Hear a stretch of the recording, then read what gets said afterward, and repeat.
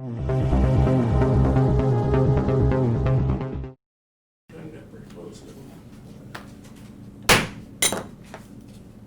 this time, I'll call the July 9th, 2020 meeting to order for the Dickinson County Commission. Would you please stand and join in the flag salute? I pledge allegiance to the flag of the United States of America and to the republic for which it stands, one nation, under God, indivisible, with liberty and justice for all.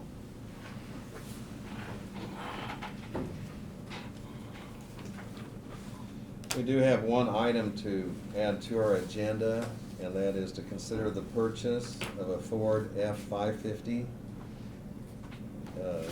for EMS. And I would move with that addition that we approve the agenda as amended. I'll second it. We have the motion and the second to approve the agenda as amended. Any discussion or question? All in favor say aye. Aye. Opposed? Motion carries. The consent agenda includes the minutes of the July 2nd meeting. It also includes the payroll of $306,409.61. I move to approve the consent agenda. Second it. We have the motion and the second for approval of the consent agenda. Any questions? All in favor say aye. Aye. Opposed? Motion carries. We'll go ahead and go to commission comments, and Craig, if you'd go ahead and start. Yes, I'm still printing off some comments we've got on some of our policies and stuff, Lynn, so I'll try to get those before the end of the meeting and Okay. give them to you. That's all I have, Lynn, I'm sorry. Okay, thank you, Ron. I appreciate the road crews again doing their job, working hard for Dickinson County. Appreciate the citizens working with the county to try to keep it safe for the rest of the patrons in the community. So safety first, and we hope everything works out good with this COVID situation. Okay. Later this evening, I have a meeting. The EDC is having their monthly meeting. And then next week, I'll be attending the Central Kansas Mental Health meeting over at Salina. And I have received quite a few comments, some phone calls, some by mail, some in person. And in regards to what's going on and some of the directives that have come from the governor's office that have been adopted by various counties and variations by various counties. And so, you know, we continue to take that information and also, you know, listen to what the medical people are telling us in that particular area, because that is their area of expertise. We certainly have a high level of concern, but that's all I would have for my report. Moving on, we did not have any petitions. We did not have any proclamations. This is the portion that we have public comment. If anyone would want to make a public comment, and if so, on something that's not on the agenda, if you just step to the podium and state your name and address, and then whatever your particular comment or question is. I think I would like to speak if that's... Yes. Okay. So my name is Kylie Hicken. My address is 3125 Hawk Road in Abilene.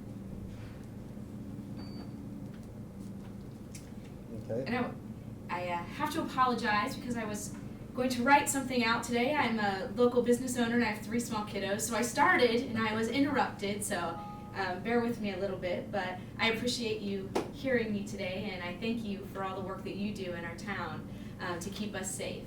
And so as I said, my name is Kylie Hicken. I'm a wife, a mother, local business owner here in Abilene. And I'm not anti-mask, I would like to say that, but I am anti-mandate. And I just wanted to stand up for those because there are a lot of people, as I'm sure you've been hearing, like you said, some concerns about that. I am also not anti-science. I'd like to state that. And in fact, earlier years, I studied science, microbiology. If you Google my maiden name, Kylie Hoover, you'll find it listed in published science journals for some breakthroughs in the study of antibiotic resistance analysis method of studying streptococci and determining non-point fecal contamination in natural waterways. So, you know, That's a mouthful there. But science should always be evolving, but it should not be constantly contradicting, and it should not be flip-flopping to suit political agendas.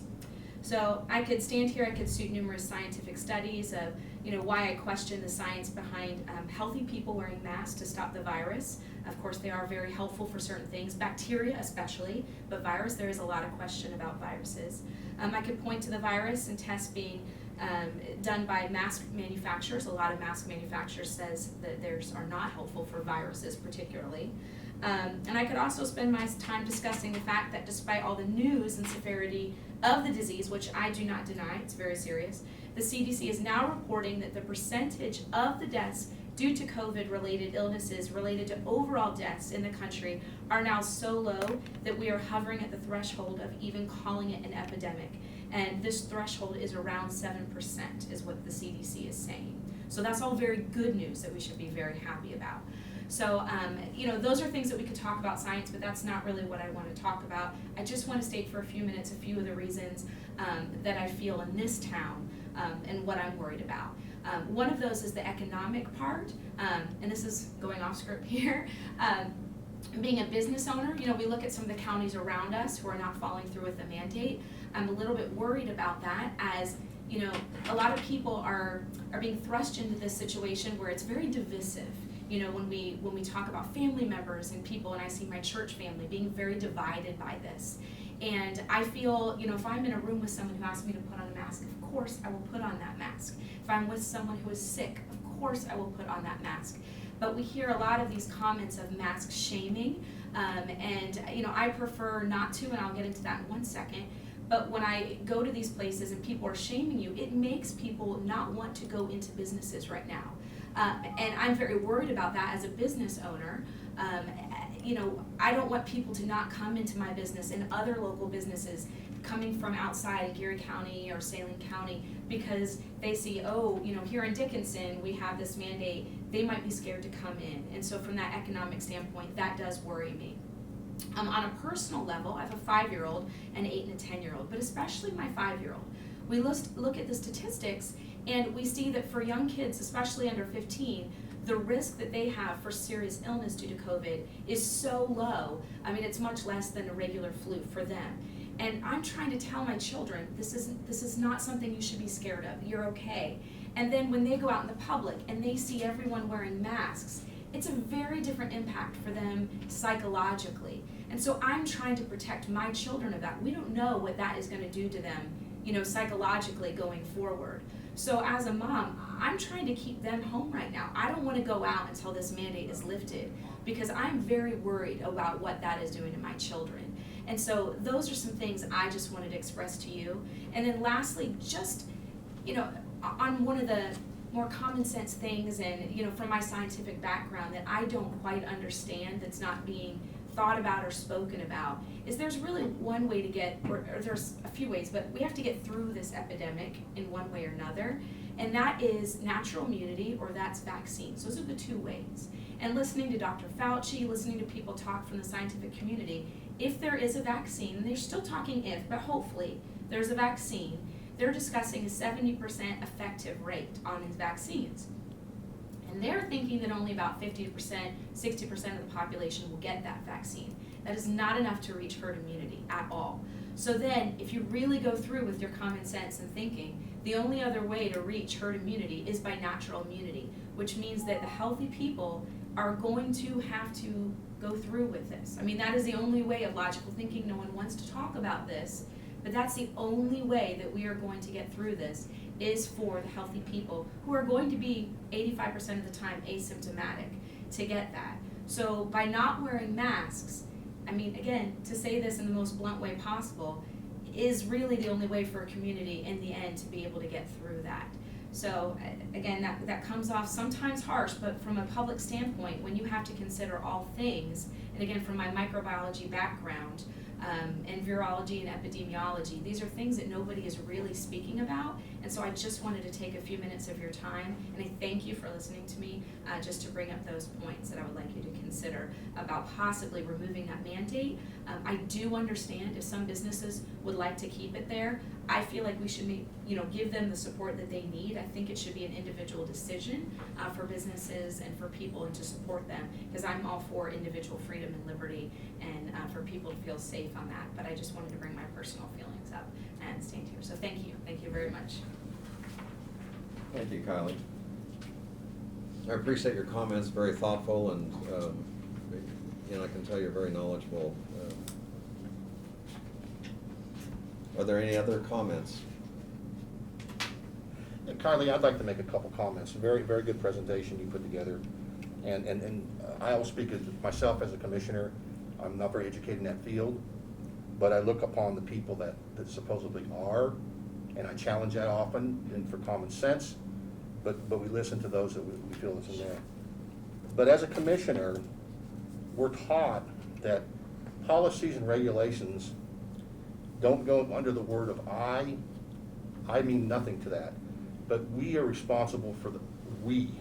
And believe it or not, we're in this together, all of us. I don't think there's a commissioner here who would want to wear these masks. We despise them. We're trying to do the right thing. I just didn't feel this thing is garbage and go on about business. I had my little 5-year-old grandson sitting on my lap one day, and I was thinking about this COVID deal, and I thought, gee, there's got to be a better solution. We have well-educated people, clear up to the top levels, giving us information, contradictory like you're saying, blah, blah, blah. And I looked over at my grandson and said, you know what? I have a responsibility to fight for him. Even though he might have immunity, he might be resistant, he needs to understand that in the society, sometimes we've got to go and look at the whole picture. There's more than just one piece involved with this. And it's complicated. It's a very complicated thing. I wish it was simple, but it's not simple. We're on stage, and we're responsible for everybody. And once you're in the heat, on the fire, your perception and your decision-making changes. And you begin to look at things a little bit differently. And I don't know why, that's just life, it seems like. I respect what you're saying. I really appreciate what you're coming here and saying. And I'm not trying to be against you by any means. But I want you to kind of look into our globe a little bit too and see, hey, these guys, there's more to it than just say, hey, take them off. Business is our most important thing to our county. Without money coming into the county, without you folks surviving, we wouldn't be here. We all know that. We're trying to set up parameters to where we can somewhat reimburse people for losses, protect you financially.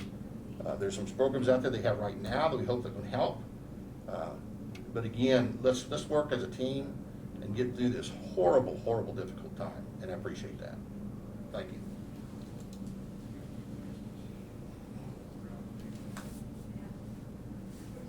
Are there any other comments or questions? We'll go ahead and move on. Reports of from county officers, and Brad had already mentioned Doug Thompson isn't here, but he did not have anything to bring us that maybe he hadn't told Brad about otherwise. Brad, if you'd go ahead, please. Sure. The only thing that I had was Leah mentioned downstairs at our department head meeting is the tax sale Monday, 10 o'clock, and it'll be here in the courthouse, and we'll do our best to get everybody to social distance and follow the guidelines. So I think there's about 20 properties on the sale, so hopefully it'll go smooth. I'm sure it will. Seems like every year we have just a few less compared to what we did originally. So in your package, you've got the year-to-date budget reports, and as Janelle had told you last week, the shocking surprise was that our sales tax was up considerably for the month of April, which I guess goes to show that. And I had a meeting yesterday, I ate lunch with the Sling County Administrator, and Saline and Sling County is really taking a hit. And I said it's kind of nice in this instance not to be a retail hub, a regional retail hub, because everybody for the last several months has stayed home and done business locally, bought their groceries locally, didn't go to Saline or Manhattan or whatever, and it really shows, because we're about 25,000 more than what it was the month before. So it's just shocking to me. I guess that we didn't guess it would be that way. So that's certainly, I would, if we had the option to give up the whole COVID thing and the whole pandemic and lose 25,000, it would be a good justifiable expense, but in light of everything negative, that is a good thing that it did help out. And it tells me that our local business hopefully will continue to function, at least to some degree, so. But anyhow, that's good news. The budget reports themselves, nothing alarming in there. Everything for the middle of the year looks perfectly fine, so. John had mentioned the Spark funding, and Janelle did. We've got webinars this afternoon, or a Zoom meeting, I guess, not really a webinar. And then again tomorrow, hopefully we'll learn a little bit more about, from that committee and the guidelines. There's some questions about who's eligible, who's not. I talked to Elgin Glanzer this morning at the hospital, and if there's any money that they could be in on this one, they'd certainly like to be in on it, of course. And so we'll try and determine if municipalities and school districts are all that's eligible in round one, or whether the hospitals can be involved in that or not. So we want to make sure we do as much locally, and we darn sure don't want to give any money back if we can't justify it all. So. Well, Brad, with the number of programs that are out there right now, we're looking at school districts and municipalities, but business owners, farmers and ranchers, are we able to touch them? That, my understanding, the nonprofits and the businesses and economic development component Okay. is in round 2 and 3. Okay. Of this funding, so. Okay, that's round pretty 1 good. is supposed to be committed to municipalities and Okay. school districts, and I think obviously so, because we're getting ready to go back into school, and everything we hear, we want kids in school, so. We'll find out some more, and I don't know, the big question at this point, will round 2 and 3 go through us, or will that be through the state? Honestly, I hope it's not through us. Yeah. Because frankly, we were pretty busy before this whole Oh, pandemic started. And so, hopefully it's managed through the state and not through us. I just soon not get involved in that, but if that's what it is, we'll deal with it, so. But right now, as you know, we'll be managing the money for the municipalities and school districts, so. Okay. And we're starting to get those numbers in, as Janelle mentioned in the meeting downstairs, so. Some counties are opting to choosing to go out and hire consultants to manage that. Janelle and I talked about it, and then I think we can manage it just fine. There's no use in paying a third-party consultant from Dallas or Kansas City to come in and tell us what to do, and we're fortunate we have a budget director, and between her and I think we can handle that, so. Once we get a list and we get those requests in and we vetted those, it's gonna come back to you for approval before we distribute any funding, and I don't see the problem in us handling it ourselves in-house, so. But we'll continue to work on that, so. John mentioned we did have 7 more cases in the last day or two. It was kind of a rough Tuesday evening, Wednesday morning.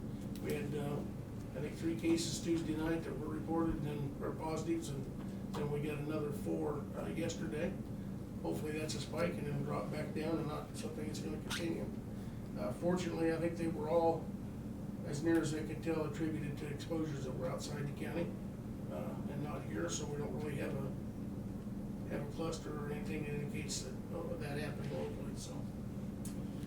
As Martin said, again, it's kind of repeat news, but they're working on Jeep Road, doing the overlay there. Obviously today with the rain, they were rained out, the plant wasn't running, so I know they're working on doing driveways on 1700 and catching up on some of that stuff that they need to get back to do, so. And the extension office building, I talked to Jill earlier this week. One of the things I guess I hadn't really considered was, they're willing to take the building and everything, that's not a problem, but they don't have any budget money between now and January 1 to be able to pay utilities and do things, because it's in our budget. Right. So I told her, I said, well, we'll continue to run things through the rest of this year. Yeah. Then when we get to January, when you guys actually have some ad valorem taxes coming in, and then we'll look at doing a quick claim deed and get it transferred over to you. So she thought that would work fine, and talked to Janelle, like I say, we're already budgeted through this year for those expenses. The other option would have been to just pay them out some of that money out of the budget we had allocated for them, and let them do it, which would be a little more confusing, so. But that'll give us some time to prepare, and give me time to get hold of Prairie Land and tell them about the transfer of the lease agreement and all that stuff, so. But come January, we'll be able to do that and get that transferred over to them. So they are getting her budget put together. She said they're about done with it, with their committee, and everything's going well. So the Chisholm Trail Extension District number 20 will have its budget to submit, so. And then, I think 2 weeks ago, we mentioned, and I don't remember, I told you last week, but the KCCA conference Right. out in Liberal has been canceled for the year. So we assumed that it was, because I think it was in 2 weeks, and we hadn't heard anything. Right. I did get a hold of April out of Sierra County, and she said, yeah, because of all this, they determined it was gonna be canceled, so they just look at it for next year, so. And I think on the KAC conference for this fall, They're continuing to monitor They're- things, and, they're gonna wait till their July meeting to make a decision on it. Right. I saw where the Salina Symphony has canceled their upcoming season. A lot of things canceled. Chiefs football tickets, they're offering refunds to season ticket holders. Not that that's gonna be canceled necessarily, it's just the seating piece of it's gonna be different. Right. That's all I've got. Okay. Lynn, I've got some stuff over on the printer that I wasn't able to put Okay. before, it's taking a while. Why don't we just recess for 2 3 or minutes. 4 minutes and.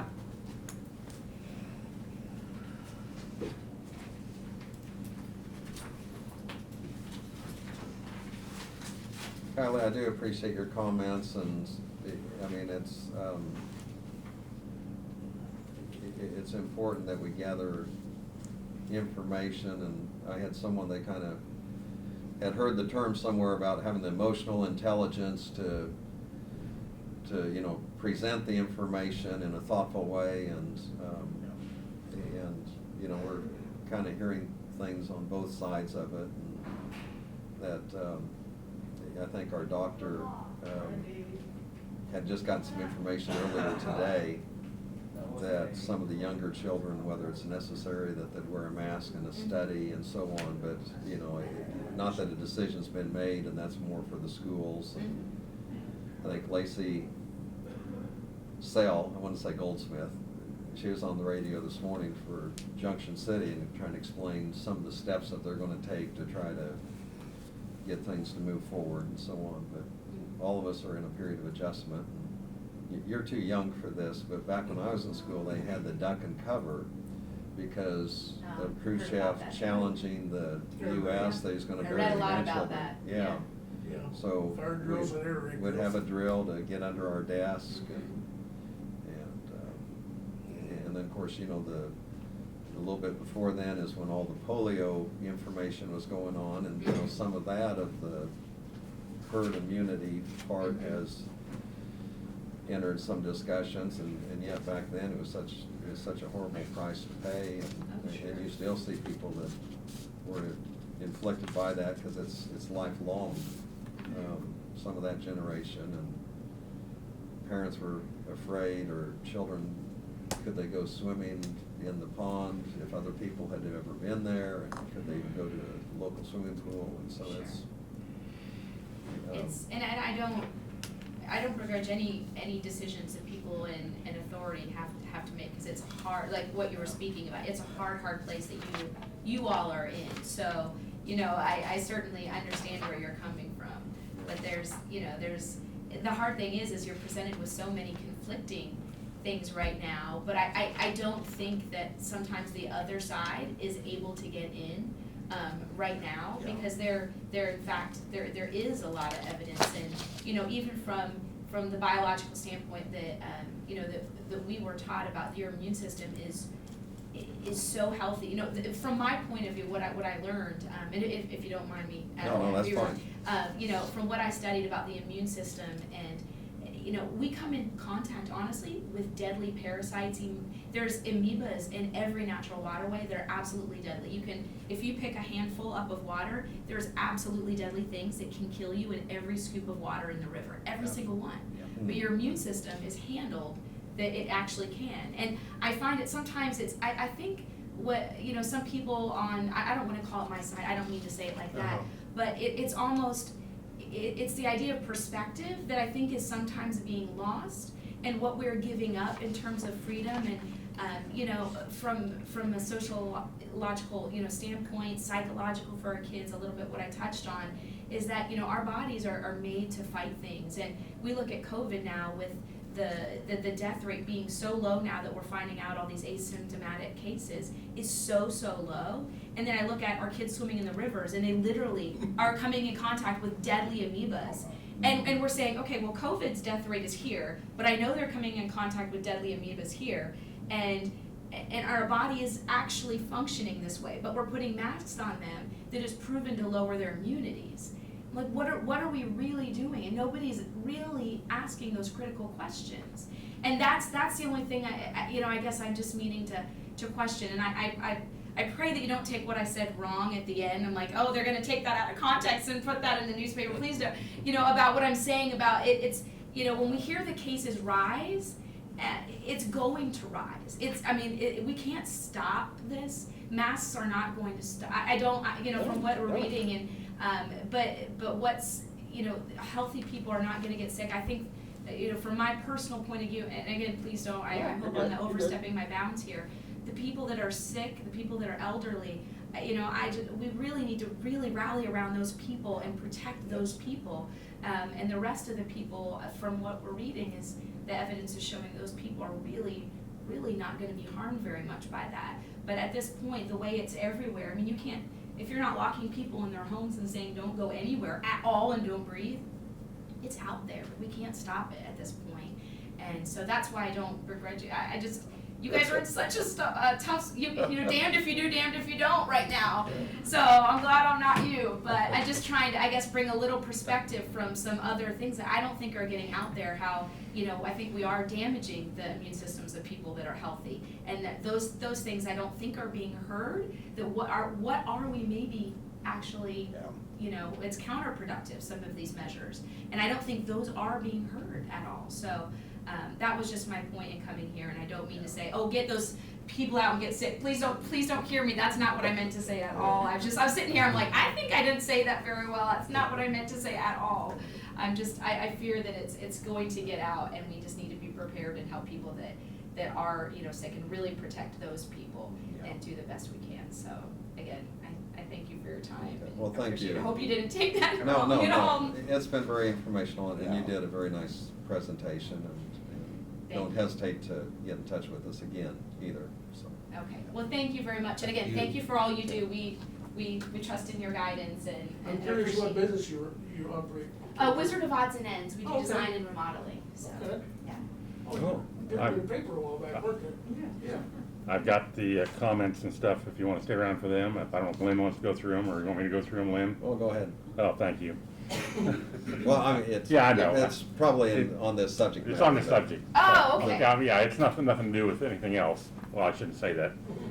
That's not, but we got one from Diane Miller. She was disappointed with our decision last week. She provided a chart on the COVID-19 here, the KDHE hospitalization rate. I'm not sure what Troy Leach, he wants me to, or one of us to stop down and see him, and that was Tuesday, sent her on Monday, but one of. And he did stop by and visit with me, Okay. with one of his other workers, and had concerns back in the stocking area. Do you wear masks? Okay. And if it's not accessible to the public and so on, I mean, and social distancing, and but yes. This is from Amos Foltz. I came into your courthouse yesterday and was checked by security guards without a mask on. How safe is that? I don't mind wearing a mask, but I'm darn sure, well, paraphrasing that, guys come close to me without his on. So that's one of the comments. This was from Jody Carney. I want to thank the staff and the county commissioners for having the courage to do what is right instead of what is popular, keeping the requirement. This is from Angie Evans. It's a 3-pager. I'll just kind of highlight it. The order is still far overreaching. For instance, I'm required to mask in an indoor-outdoor space. Dr. Holmes is forced his hand to schools. I'm going to just say that she's against the order. I think that's pretty pretty plain there by the 3 pages. And then this is from James Menhart, M-E-N, Menhart. Why is Dickinson County not following the lead of Saline and Gary County in regards to the wearing of mask in public assert? That's, you got one there that I printed off earlier, Lynn. Yes, and it was from Elizabeth Matkey and Jared, and just said that they were not going to comply with any order from Governor Kelly, and that he shouldn't be here, so. Okay. So That's all the comments. And Kathy, Well, you thank report, you. I'm not gonna respond to each one of them either. And I know you may be busy with kids and all that, so we don't mean to, Okay. you can leave it if you want to, and otherwise we have a few minutes to go yet. Thank you for your time. Thank you. Thank you. Take care.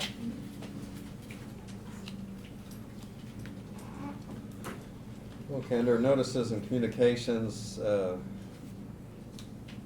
we had those letters. We also have from Government Technology, their magazine, and that's all that we have on that. There are no resolutions to introduce, no unfinished business. We did have one addition to the agenda. Brad, if you'd go ahead and cover that, the Ford F-550 chassis. Yes, this would be for the next EMS, replacing the next EMS unit. This was originally scheduled for next year in the capital plan. We've got a couple concerns of why we bring it now. One is that they do have the truck on the lot currently that we could purchase. We have a fear that if something happens and the Ford factory shuts down again like it did earlier, that truck might not be available next year. The other thing is that with the pandemic and everything going on, we really don't feel like we can afford to have a truck break down like that. And the money, I told you earlier, we're planning on running this, we're putting some things in this that are a little unique to the COVID situation. And so we're planning on submitting this expense as a COVID expense as well. So we would need to get it purchased during this time frame so we could get reimbursed for it.